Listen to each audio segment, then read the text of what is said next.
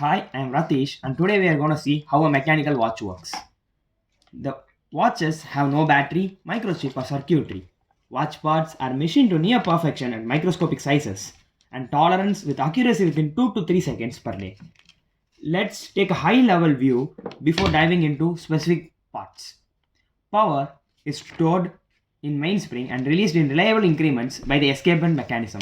The gears that connect the mainspring and escapement turn at various speeds, allowing the watch to tell time.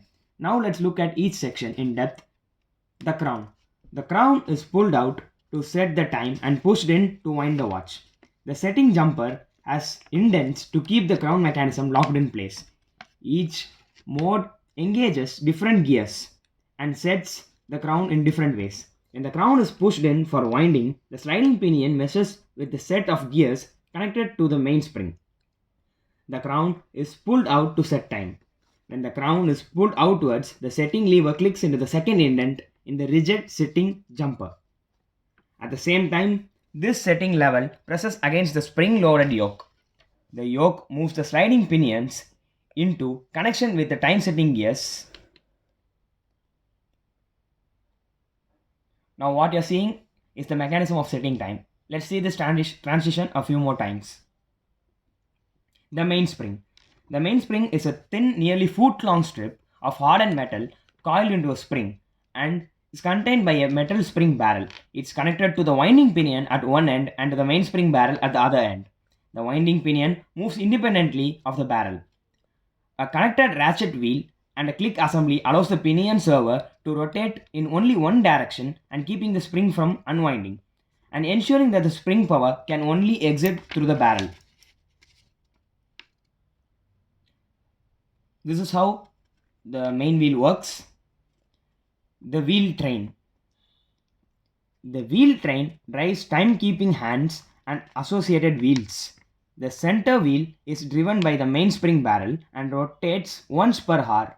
It holds the minute hand and its 60-minute journey is often divided up into the minute marks on the watch face. The third wheel flows power through the fourth wheel.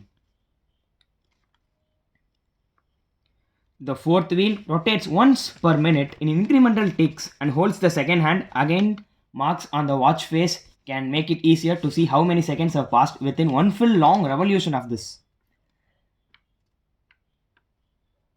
The axle of each wheel rests in synthetic jewel bearing. The near frictionless jewel can keep internal watch mechanics running smoothly for decades. The motion works allows the watch hands to be freely rotated for time setting and also performs a 12 to 1 speed reduction for the hour hand.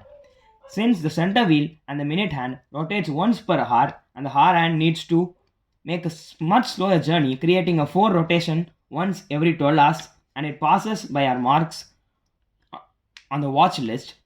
Speed reduction is achieved as full power flows through the cannon pinion through the minute wheel to the hour wheel. The cannon pinion and our wheel are press fit into the pinions that support them. This means that with enough power, we can set time without disturbing the rigid underlying wheel train that otherwise drives the time setting mechanism. This is what happens while we push out the crown to set the time. This is what we are seeing. This is how the time winds itself. This is the beauty of a mechanical watch. The escapement and the balance wheel. The balance wheel swings in a precise rhythm, knocking the valid fork back and forth, allowing the escape wheel to move, which releases mainspring power in small needed increments. The balance wheel. The balance wheel is the most fragile part of the watch. It is supported by a shock absorbent mounting system, complete with the jewel bearing and a capstone which protects the sensitive parts from impact. For example, if we drop a watch or if we hit the watch somewhere.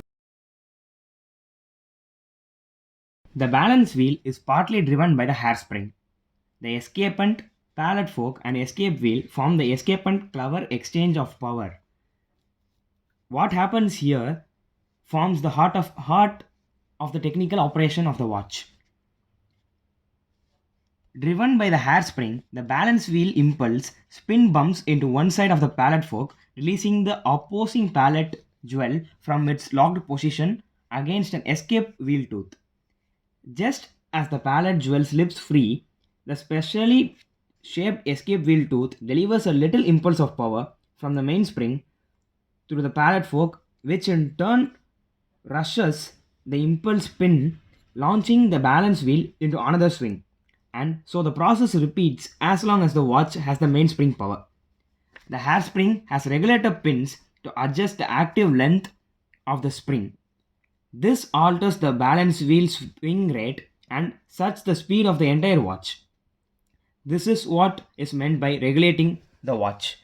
The regulating watch is what keeps the time too fast or too slow in your watch. If you own a mechanical watch, you would have observed that sometimes the time keeps on spinning, but sometimes the second hands move in a much slower pace. The characteristic watch ticking sound is made by the pallet jewels as they catch escape tooth. Each incremental escape tooth rotation is called a beat.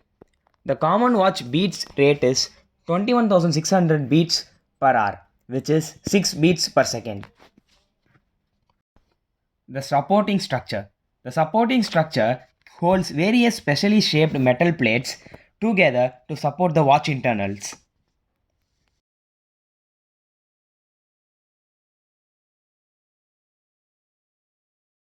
The main plate serves as the base.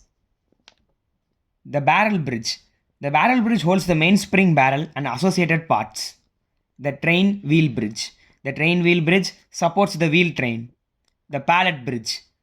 The pallet bridge holds the pallet fork and the balance bridge supports the balance wheel and the regulator assembly. I personally own a mechanical watch and it's one of the best investments that I have ever made. Thank you for watching. Have a nice day. Thank you.